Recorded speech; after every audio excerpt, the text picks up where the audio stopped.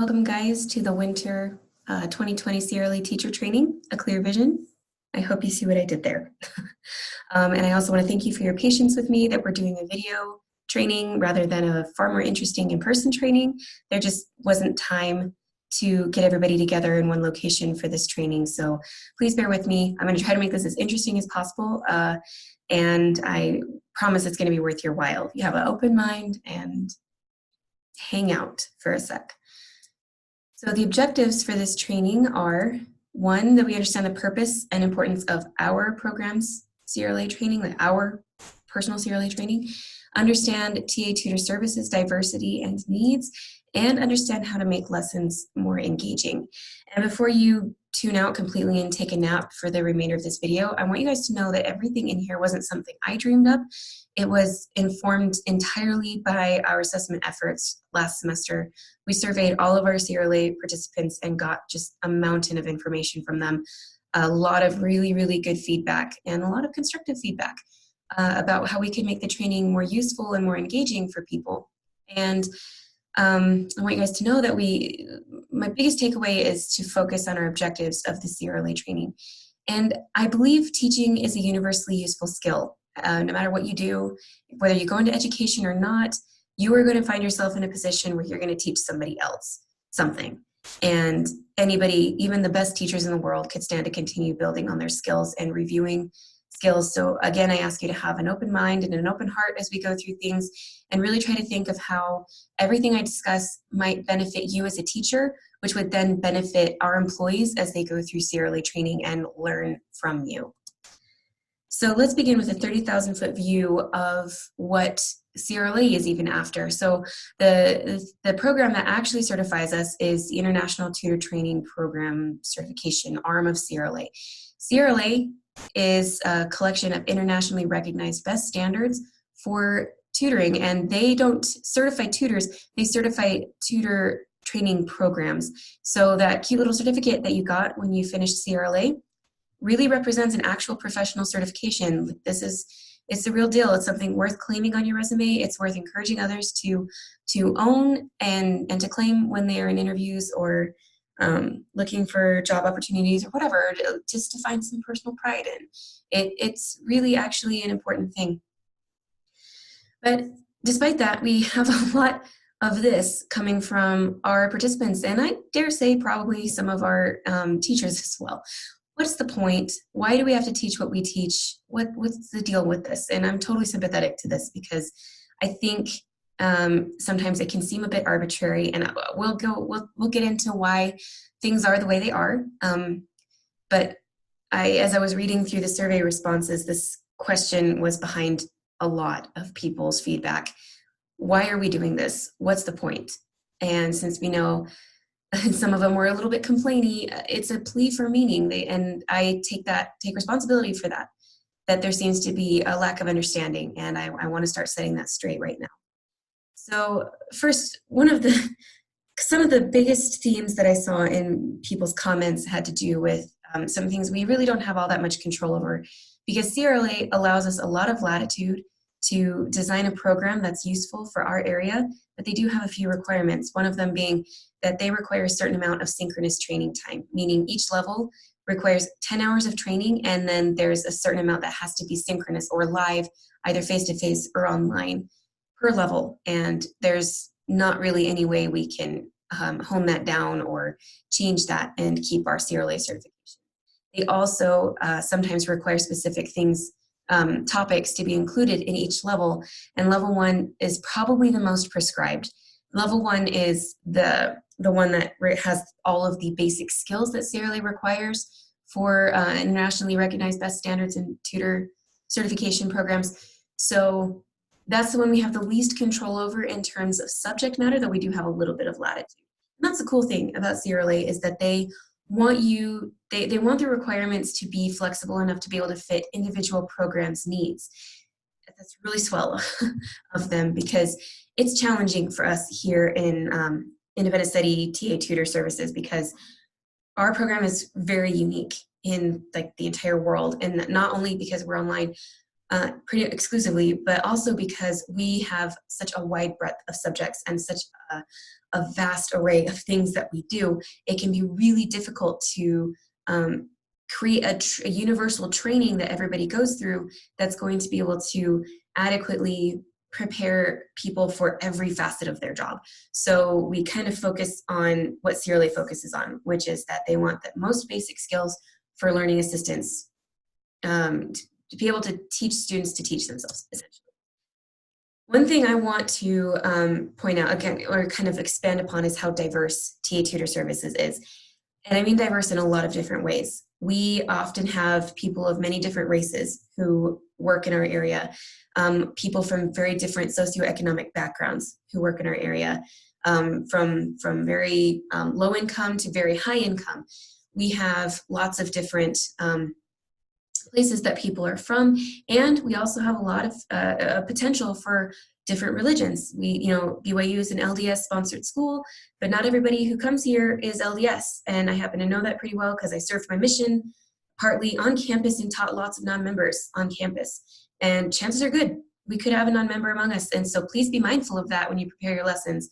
What may seem like a common cultural thing may not always translate correctly to somebody who didn't grow up in the church or somebody who's not a member.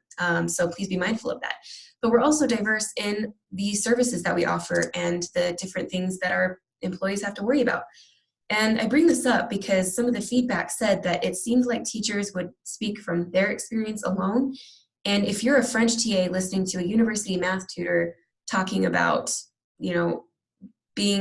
working in DCE, from their perspective, they're probably not going to get a whole lot out of the lesson because they're going to feel like that's not going to apply to them as a French TA. And that goes for anybody. And everything on this list is just what I thought of in a couple of seconds of just all the different things that we do. And we have the three main areas of receptionists, core subjects, world languages, and they kind of have their main things that kind of set them apart.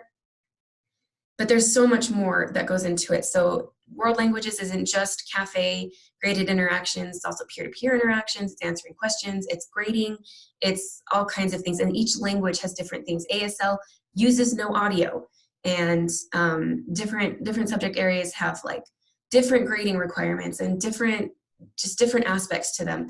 And core subjects, we don't just tutor one-on-one, there's open labs, there's explorations, there's some people grade, some people don't, some people only grade, some people only tutor.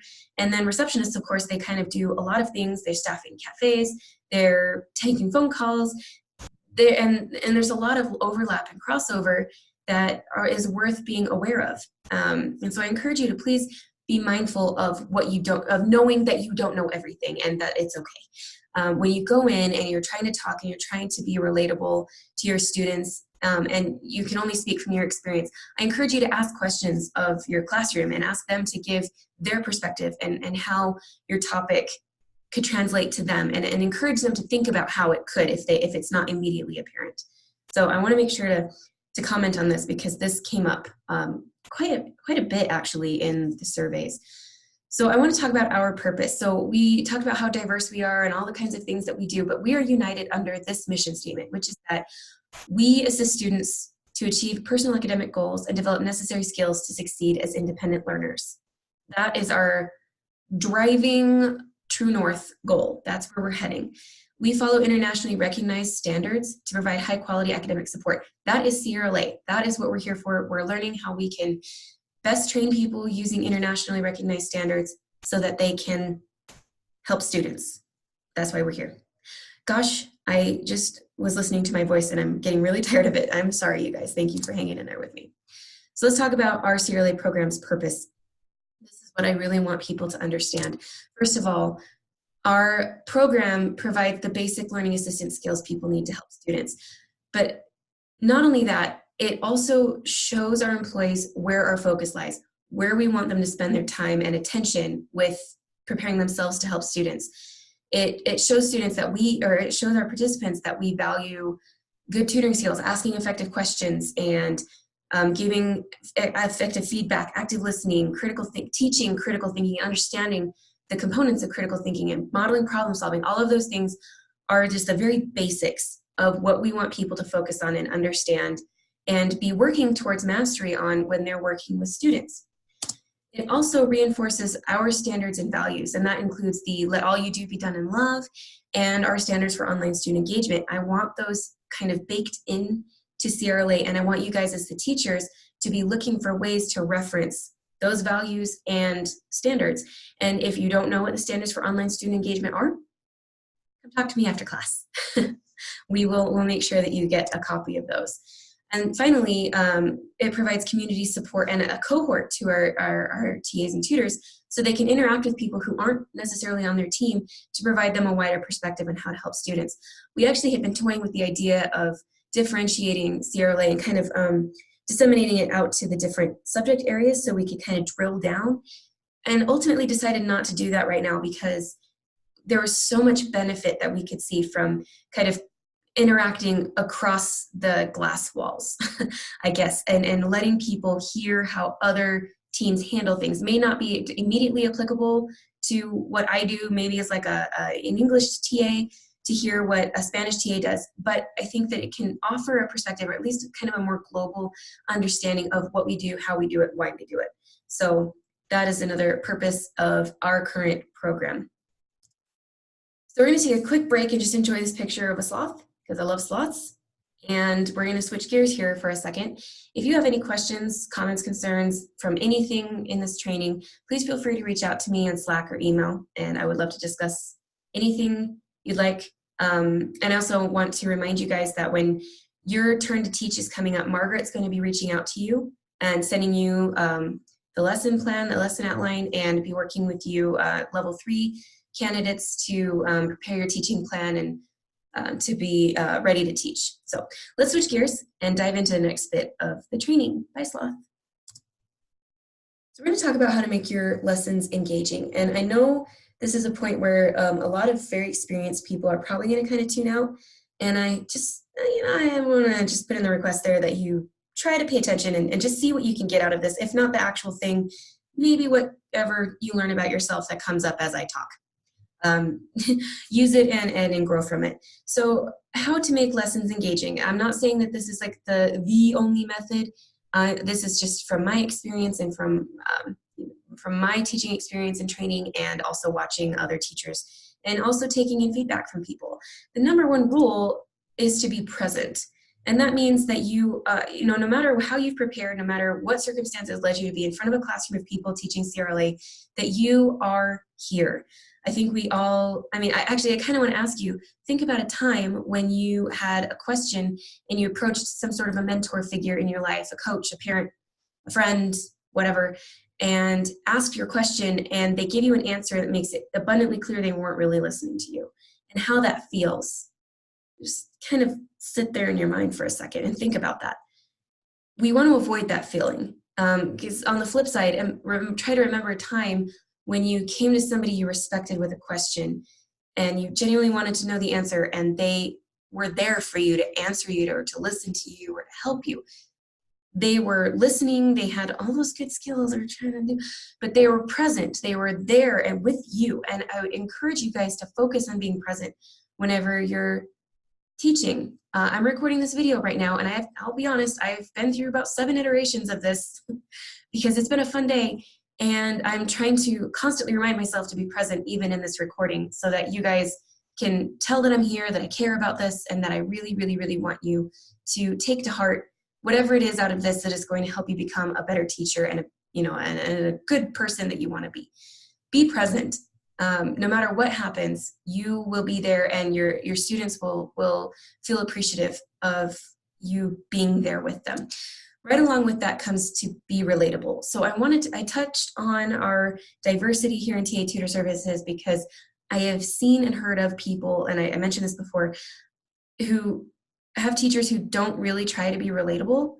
They just kind of speak from their experience, whether that's their teaching experience or their mission experience, or even, embarrassingly enough, their socioeconomic experience that other people couldn't exactly relate to, and it kind of shut things off and closed up the learning environment. And that's the opposite of what we want. We want it to be open. We want it to be, a place where everybody can be flowing and understanding and learning and discussing and just kind of feeling more prepared to help students when they walk out. This also might involve a little bit of vulnerability. It might be that when you walk in, you realize, oh man, why did I sign up for this topic? This is not my strongest topic. I'm not as good at this. I think it's okay to admit that it's something you're working on as a teacher, that you're there to present what you know about the subject, that you want to open it up to everybody so it can be a useful thing for everybody, but immediately you become a human worth listening to for the people who are coming to CRLA. They're taking time out of busy cafes, out of long school days to sit there with you. It helps if you're there, you're present, and you're human so that they can feel like this is worthwhile to them. And this is one I shouldn't have to say, but I'm saying it because it does need to be said. Please put effort into your lesson. Too often I have seen people kind of recycle old PowerPoints with the same tired old office clips to teach a lesson, and it's just, you can tell, there's just glassy eyes all over the room. That you can tell that they're just sort of rehashing this thing because it presented the least effort possible. Really want to try to avoid that. And that's not to say that I'm expecting you to rebuild the pyramids at Giza in order to teach CRLA. I'm not trying to say that, but all I'm saying is if you find yourself in a position where you want to recycle an old PowerPoint, please do so with a lot of thought into why and how you're doing that, and put effort into the preparation and also effort into teaching the lesson. I'm not saying you have to do this, but for myself, one way I keep my energy up when I am teaching is that I stand up. I do not like to sit down when I'm teaching because I get tired, my energy goes down, everybody else's energy goes down.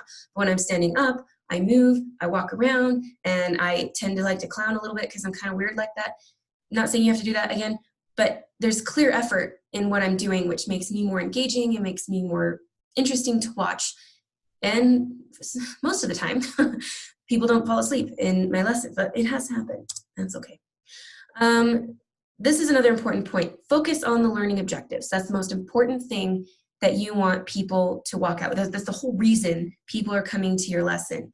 They probably may know some things about those learning objectives when they come in, but your job is to make sure they definitely know it before they walk out the door. And so realize there's not one right way to teach something. If you had an awesome lesson on something and you're like, oh, I don't know how else to teach that. I mean, yeah, go ahead, and if you want to try to replicate that lesson, go ahead, you'll put your own spin on it. But realize there's not one right way. It doesn't always have to be a PowerPoint and an office clip. It can be a game. It can be an article you send out beforehand and then come in and discuss. It can be a case study. It can be really anything. It can be just like an open-ended discussion that you have in class. As long as everybody who walks out the door at the end of the lesson has the tools they need to master those learning objectives, you've done your job. So focus on that and you should be fine. Finally, this was a really cool nugget I got out of the surveys. Include a call to action or some concrete to do thing for your participants to walk out with. So, I think it's helpful even to spell out the learning objectives and be like, by the end of this lesson, this is what you guys are gonna be able to do. And here's how this translates to you as an individual. So like, we're going to talk about positive communication today. So here's what this could mean in a language cafe context. Here's what this can mean in a university math tutoring context. Here's what this can mean as a receptionist. I mean, like there's a lot of ways you can do it, but you can encourage people and you can give them something concrete. If you're like, okay, Jimmy, you're going to go out and you're going to use such and such skill. However you want to do it. You don't have to go full missionary on this and be like, will you positively communicate supportive language? You can, but I mean, you don't have to. My point though is that you're giving a clear purpose and a clear concrete thing that people can leave and do once they're done with your class. And I'm not talking about just the assignment. I'm talking about the actual changes that they can make to what they do or things they can think about that will encourage them to be better TAs and tutors and receptionists. So that's what I mean. So I wanted to show you guys this. It shouldn't be new to many people, but it could be to some. This is a lesson plan from our CRLA manual, and I wanted to show you just this portion. So included with this is often a list of potential resources, keywords, all that kind of stuff. We threw that in there to be nice.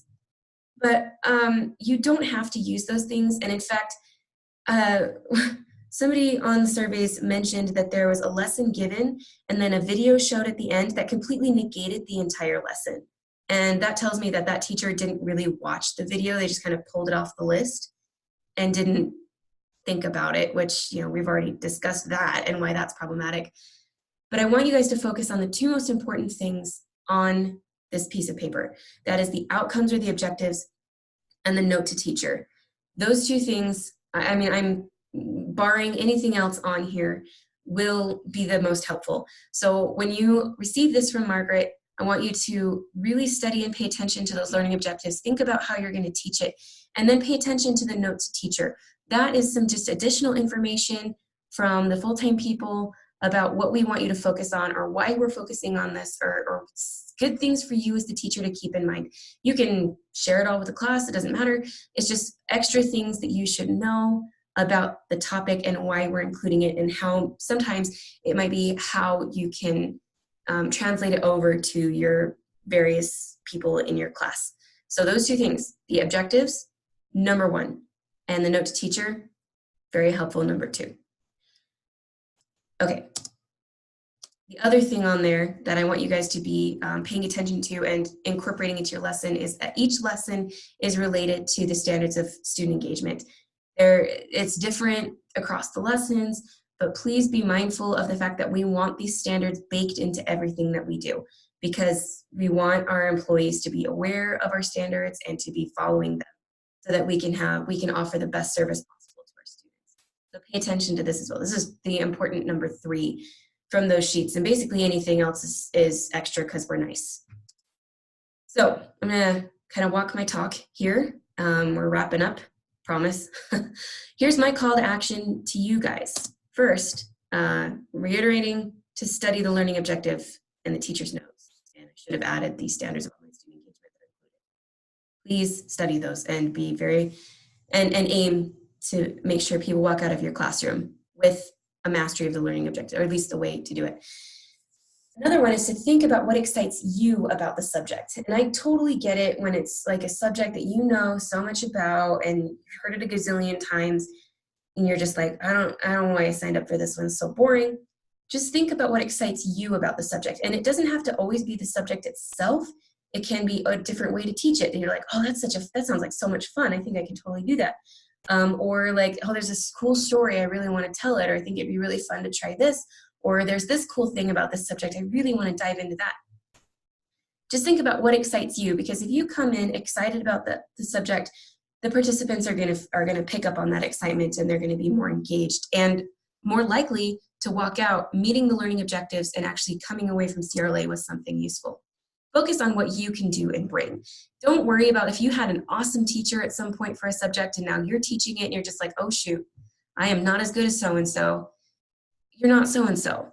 And you won't teach it like so-and-so taught it. You'll teach it how you teach it, and you can bring so much to that lesson. Really, I think the biggest thing that sets a good teacher apart from an okay teacher is that they are present and engaged, and they are engaging, and they're excited about the subject. So focus on what you can do to the subject to make it interesting for your participants.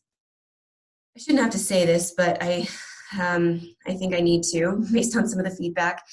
Please model good teaching skills taught in CRLA. One of the most embarrassing things I've ever seen has been a CRLA teacher who clearly didn't bother to model what was being taught. It was the most dry, boring, and useless hour ever, and you could tell everybody in the room was just like, what is happening?